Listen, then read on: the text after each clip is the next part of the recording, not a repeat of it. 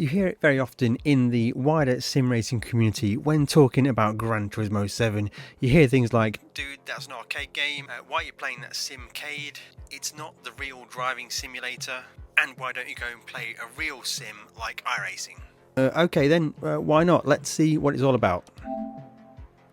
I have been invited to take part in an exclusive time trial competition hosted by VBOX Motorsport, and it's going to be 4 weeks, 4 different racing sims, 4 different car and track combinations, and the best 3 of those 4 weeks will count towards your overall score. Now, as a mainly Gran Turismo player for the past couple of years, it's going to be interesting how we get on when we transfer to the more real simulations. Week 1 was in the Porsche GT4 in Assetto Corsa around Brands Hatch Indy. I managed to finish 4th overall for that one. Moving on now, this week is on iRacing. Now, iRacing is a formidable racing sim, arguably one of the most popular and very widely renowned as incredible realism over such a broad range of cars with an incredible matchmaking and multiplayer system. So iRacing is the sim, and this week it's going to be the Radical SR8 car around Alton Park, a fantastic circuit in the UK which I've actually never driven in the sim at all. And the Radical SR8 is just a wild car, so there is nowhere to hide with this Radical. There is no ABS, no traction control.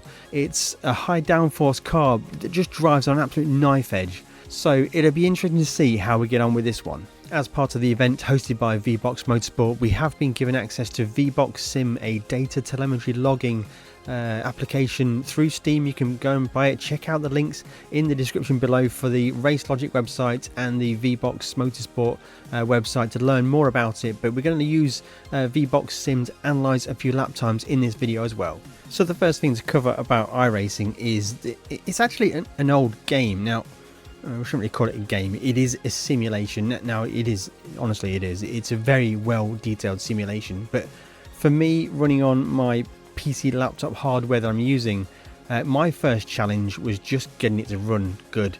And I had to just mess around with the graphics, put it to low detail, some medium detail, turn off a bunch of the objects around the outside of the track just to get a good frame rate, because I think a really good frame rate, and certainly a consistent stable frame rate, is more important than the way the graphics and the reference points look in iRacing. It's a complete contrast from what you would be used to for Gran Turismo, where it just works flawlessly with fantastic graphics. iRacing is a very harsh simulation. And then on top of the graphics setups, we have the car setup itself, because for this competition there is completely free choice on setup. Now we head over to Garage and we can change a bunch of things. We've got tyre pressures, and specifically in iRacing it takes 4 to 5 laps to get the tyre temperatures to be in the optimum level for getting good grip. So you've got a huge investment of time each time you want to do a fast timed lap. Coming over to chassis, we have a lot of the settings available that are already available in Gran Turismo as well. So it's not like the level of setup detail you get is a whole new level. Yes, there's a few more details and the information is presented in a slightly different way, but we can put the fuel in, so we can change the amount of fuel in the car. And during my time trial phase, trying to improve my time, you can change the differential quite a lot, and this made a significant difference to the way the car drives. Now, the data is presented differently. It's presented as ramp angles instead of locking values, but the actual principle is completely the same. The more locking the differential has, the more understeer the car has, the less the car is willing to rotate until the point when you break traction. I applied the exact same principles I've explained to many people on my channel through Gran Turismo LSD settings to tune the differential in this car to make it drive exactly how I wanted it to. Okay, so sitting in the car, we've got direct control of the car. You can only really be in cockpit view. There's not a great deal you can do, and the car feels very direct. The force feedback is incredibly strong, and the car feels snappy. So I'm going to do a few laps to get the car kind of up to temperature, get myself dialed in, because it's been some time since I've driven this car again. and we have a delta on screen comparing to our absolute best lap. But you can see the graphics aren't that engaging, but it's enough. And we're probably going to run through, you just feel the car moving around, big lockup, like there is no assistance in this at all. You have to brake to a perfect threshold to allow you to really get the car slowed down, certainly when the tyres are cold. Now this chicane through here is very aggressive on the curb. The car just wants to punish you. You can feel the car is angry, and it really requires you to be smooth on the brakes, smooth on the turn in. The wheel gets very heavy in the corners, and we've lost it. There we go. Cold tyres on corner exit. And honestly guys, my best lap, I've already set that. I'm coming back to this to revisit and just present this video to you, and I'm well out of practice even after a few days not driving the car. It's a game where it's a sim, it's not a game. It's a sim where you really have to be on it. It's punishing and it's brutal, but the satisfaction when you get it right is right there. Oh, big lock up there. So I'm going to run a few laps just to get my eye back in again. You can't put full brake on. You have to really just rest on the brake pedal to an amount so you don't lock up, and then just blend away, trail brake into the corners. This really teaches you fantastic brake pedal usage. You feel the grip starting to come into the tyres now. You get a bit more confidence in the tyres, even though we're on the verge of a crash. You're always on the verge of a crash in this car. Oh, big lock up, lock up, lock up. Short shift to third for the exit here. The grip is definitely starting to come in the tyres now. You can feel the way the car starts to grip up. Throw it in on the power, get the car to rotate on the power. Over the crest there. It's snappy as you go light over the crest. I've got to say, the engaging feeling of driving in this is really, really good. You have a definite connection to the car. Every single detail you feel. Oh yeah, just near the edge of grip there.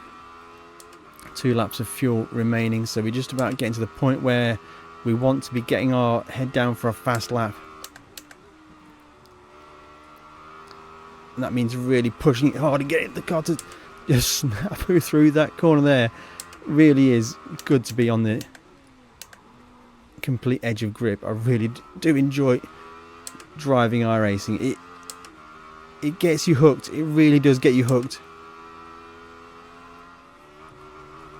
Oh, bit of tank slapper. Oh, it's a big crash and we have bent the car. Oh. Yeah, we smashed it up. So the thing I like about iRacing is the car damage model is pretty good. We go and bend it off, smash it, the body panels fly off. I am quite satisfied with that.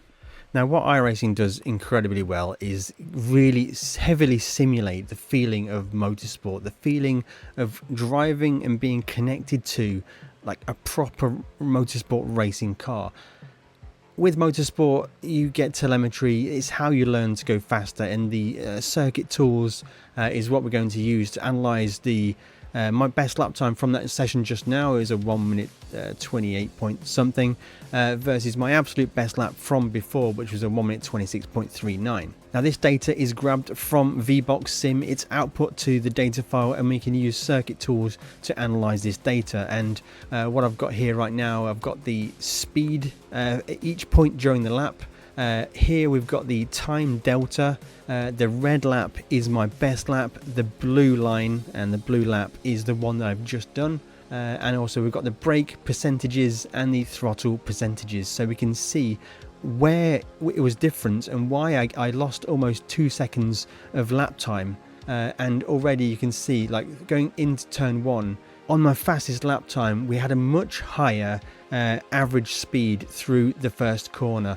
I held a much higher speed through turn 1, and you can see there we start to bleed away lap time because of that. And we can also see that just at this point here, I braked earlier and too hard on my lap time that I just did for you. Compared to my absolute fastest lap time, I braked a little bit later and a little bit less, and I carried more speed into the corner. When it comes to looking at the throttle, I got on the throttle quite similarly, exiting turn 1, so that's probably okay. And the same story continues throughout the lap really. Here we lost a lot of average speed through this section here. This is the flat out part of the track where you just I let off. I think I downshifted in the lap that I just showed you on screen, but in my absolute fastest lap it was almost flat out through that corner. And in fact, it's very obvious to see on the data trace on the blue lap that I've just done, it was a real heavy lift, whereas on my absolute fastest lap time it was more of a 75% blend of the throttle and continued to go around that corner. The braking into the following hairpin was quite similar. In fact, if anything, it's a little bit too early on the blue lap time, so I'm just need to tune my braking points, and that's probably just a little bit me being rusty, just jumping straight back in. And actually through other parts of the lap time you can see the braking traces, which is probably the most important thing to look at when you want to be fast in sim racing. I'm actually matching my braking efforts quite well, so it shows my brain train is working quite well, my foot coordination is working quite well. Probably a bit too much brake used just here into the last but one corner. And in fact I got on the gas quite early on my blue lap time, which actually brought a little bit of time back, but it's far too gone. The lap was already gone. So being able to analyze data from yourself back to back or from other players, which you can share these files, is going to help you to improve your lap times and just to help to improve your technique. It's really useful to see proper motorsport data output from these racing sims, and there is no way to hide from these data telemetry. If you told me, oh, I definitely braked at the same braking point as I always do, we can look at the data and say, no, you braked 3 meters too early. The data is here for you to see. So here is the replay of my best lap. This is the one that I've submitted for this week's time trial, week 2, and I'm absolutely flat out into turn 1. The car is screaming, absolutely going in turn 1, just right to the edge of the track, floating the car. I think this is the 5th lap of this session. The tyres are really perfectly warm. On the brakes here, you see the car just dancing around. The car looks so lively, just perfectly to the edge of the track here. Now listen out for the lift into this flat corner here. Almost flat out, absolutely scary as hell in there. On the brakes, no lock up into the big hairpin corner, just revving the car out on corner exit. This is into the dangerous, difficult bus stop chicane, and we just bounce through these curbs quite nicely, just keeping it in track limits. The car is really stiff. I had to soften it up a little bit to get it to work quite nicely, but the car was still very stiff. On the brakes into the other bus stop chicane, just almost brushing both of the tyre barriers, getting away with that one. A little bit of rotation through there, just to the outside, clipping the outside curb just perfectly. Car going light over there. Now listen out for the revs go light through this corner exit here. Just on the gas, over the crest, a little bit of a snake, under control. Now at the final corner, I was up by quite a long way on my best lap time. I got a really poor corner exit here. The car just went light, massive swaz there, almost lost the car completely, but managed to get it across the line. Now let's hop on board and look at it, how it looked from driver's eye view. And into turn 1, we just float the car in nicely, get on the gas, and just a little bit of correction. The car was just floating around. It was so fun to drive. Now just down 1 gear, you can see the car just start to float, getting on the gas as early as it can. The car is rotating on throttle because the way we've tuned the diff, it got it to drive perfectly, and so fast through that corner there. Just a little lift, a little bit wide on exit, but we managed to get the car stopped through here. So on the gas really early. Again, the diff settings allow me to get on the gas early, get the car rotated on the gas through the bouncing through here. I softened the car off a little bit and I raised the ride height. It did help it through some of those curbs. Looking for the 100 board, that was just about the braking reference point here. so close to the barriers. Didn't have to steer out that one a few times, had to steer out. Again, short shift to third gear on corner exit helped there quite a lot under the Advan bridge. And then we're looking to just downshift one gear, and then we get car rotated through here on the gas. In fact, we're a little bit wide there, so we definitely some time left on the table. Almost dropped the car over the crest there, and here's where it made the big error in the lap, which cost me a bit of time for sure. Now, almost dropped the car. That was a full brown trouser moment, guys, but we managed to get the car going straight and across the line. 1 minute 26.395. In the end, the results were in, and that lap time put me second overall, which then puts me second overall in the combined championship so far. So that is a very strong result for a Gran Turismo arcade game player. I think I'd end up doing pretty damn good. Now, the interesting thing for this one is iRacing. Maybe you're interested in it yourself. Would you like iRacing? Now, whether you like iRacing or not is going to come down to a few very simple things. For me, iRacing is a very incredible, accurate simulation of motorsports. And as motorsports, not everything in motorsport is that fun. So, for example, in the time trial, 4 laps was spent every single time just getting the tyres up to temperature. You can't push, you can't get a good lap time until it's about the 5th lap, when the tyres are definitely up to temperature. You have the confidence to get the lap time. It's up to like a 1 to 1.5 seconds a lap difference when the tyres are cold compared to when the tyres are hot. So like Gran Turismo, for example, you can just go straight out, hot lap straight away, boom, you're good to go. With iRacing, it's an effort, it's a job. You have to play with the setups, you have to get the setups perfectly dialed in.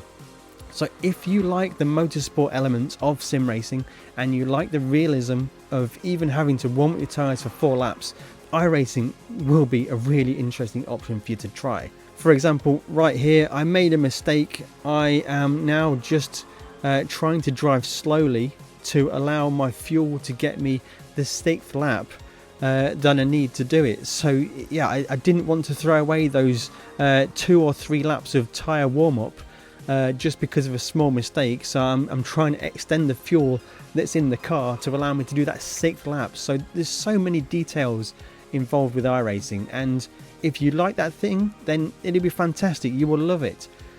If you want to just pick up a racing game, go and play, go and enjoy a racing game, then Gran Turismo is where it's at, because I think Gran Turismo simulates all the fun parts of driving a motorsport, and it doesn't bother to simulate the things that aren't that fun in the first place. Next week, for the VBOX Motorsports Time Trial Challenge, we are going to Assetto Corsa Competizione. It is a game that I am familiar with, however, we're in a car I've never driven ever before in ACC. I've got to buy the car, in fact, so that'll be interesting to see where we get with that one. Guys, if you have enjoyed this video, make sure you hit that like button. On screen will be another video which you'll find very interesting. Make sure you go and check that out.